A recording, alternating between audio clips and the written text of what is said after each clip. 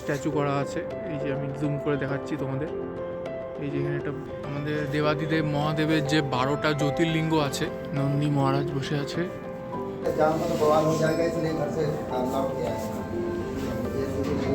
মানে লোহার স্ট্রাকচার করা আছে যেরকম।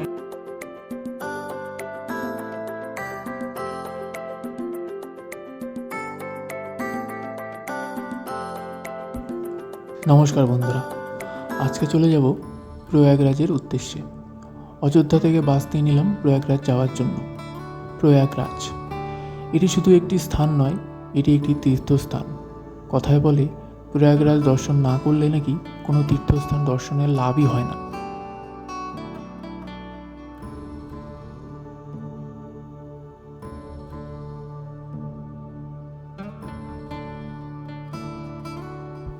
প্রথমেই চলে এলাম ত্রিবেণী সঙ্গমের আরতি দেখতে। ত্রিবেণী সঙ্গম মানে যেখানে গঙ্গা, যমুনা এবং সরস্বতী এই তিনটি নদী এসে মিলিত হয়েছে। এই তিনটি নদী ভীষণ পবিত্র নদী আমাদের হিন্দু সনাতনীদের জন্য।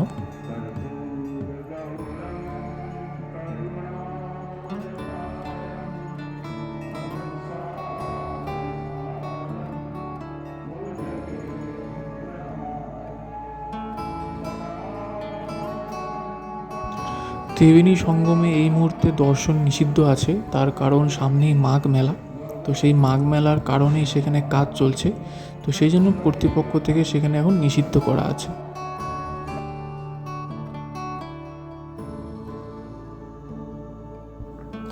ত্রিবেণী সঙ্গম দর্শন করার পরে চলে এলাম বারে হনুমানজি মন্দির দর্শন করতে। এখানে বজরংবলী শয়ন অবস্থায় পূজিত হয়। কথিত আছে রামায়ণকালে যখন অহিরাবণ এবং মহিরাবণ প্রভু শ্রীরামকে এবং লক্ষ্মণজিকে নিয়ে পাতালে চলে গিয়েছিলেন, তখন সেখান থেকে তাদেরকে ছাড়িয়ে আনার পরে বজরংবলী এখানে এসেই বিশ্রাম করেছিলেন, এবং সেই জন্য এই বজরংবলীর মন্দিরটিকে ভীষণ পবিত্র বলে মানা হয়।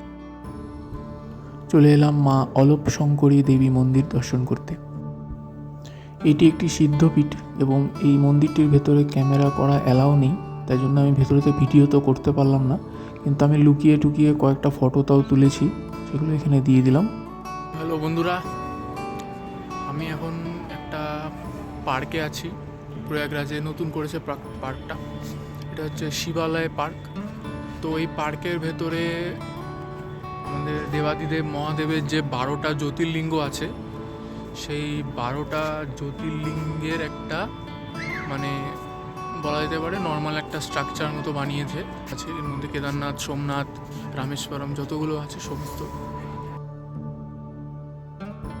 এই পার্কটিতে ঢোকার প্রবেশ মূল্য রয়েছে 50 টাকা জন প্রতি, এবং এই পার্কটিতে আসার জন্য প্রয়াগরাজ জংশন স্টেশন থেকে এবং প্রয়াগরাজ বাস স্ট্যান্ড থেকে সবসময় অটো এবং টোটো পাওয়া যায়।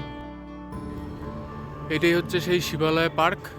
এর ভেতরে তো প্রত্যেকটা মহাদেবের জ্যোতির্লিঙ্গের এরকম মানে লোহার স্ট্রাকচার করা আছে।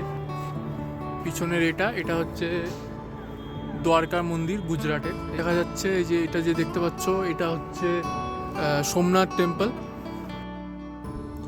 ভীষণই সুন্দর পার্কটি। প্রত্যেকটি জ্যোতির্লিঙ্গর যে স্ট্রাকচারগুলো এখানে বানানো আছে, প্রত্যেকটা লোহা দিয়ে বানানো, এবং প্রত্যেকটা একদম হুবহু ডিট্টো 12টা জ্যোতির্লিঙ্গের মতন করেই বানানো আছে। একবারের জন্য মনে হবে না যে এগুলো ফলস। প্রয়াগরাজে যদি আসার কোনো প্ল্যান থাকে তাহলে অবশ্যই এই জায়গাটি ঘুরে যাবেন। খুবই সুন্দর জায়গা, ভীষণই সুন্দর পরিবেশ, সাথে অনেক গাছ লাগানো আছে চারপাশটাতে। সকালের দিকে এলে একরকম ভিউ এবং রাতে এলে আর এক রকম ভিউ। তো সকালে বিকালে যে কোনো সময় আসতে পারেন, কিন্তু অবশ্যই একবার ভিজিট করে যাবেন। খুবই সুন্দর জায়গা, খুবই সুন্দর অনুভূতি। খুবই ভালো লাগলো প্রয়াগরাজ দর্শন করে। খুবই সুন্দর জায়গা, এই পার্কটিও খুবই সুন্দর। তো আজকে আমার প্রয়াগরাজের জার্নি এখানেই শেষ। কালকে আমি চিত্রকূটের জন্য বেরিয়ে যাব। এখন আমি হোটেলে চলে যাচ্ছি। তো কালকে সকালে আমার চিত্রকূটের বাস আছে। এই প্রয়াগরাজ বাস স্ট্যান্ড থেকেই আমি কালকে চিত্রকূটের বাসে উঠব।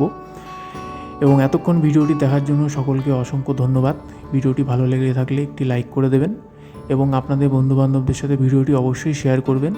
কোনো কমেন্ট করার থাকলে অবশ্যই কমেন্ট করে দেবেন, এবং অবশ্যই চ্যানেলটিকে সাবস্ক্রাইব করে দেবেন। দেখা হচ্ছে আপনাদের সাথে আমার নেক্সট ভিডিওতে। ধন্যবাদ সকলকে। জয় সিয়ারাম, জয় বজরংবলী।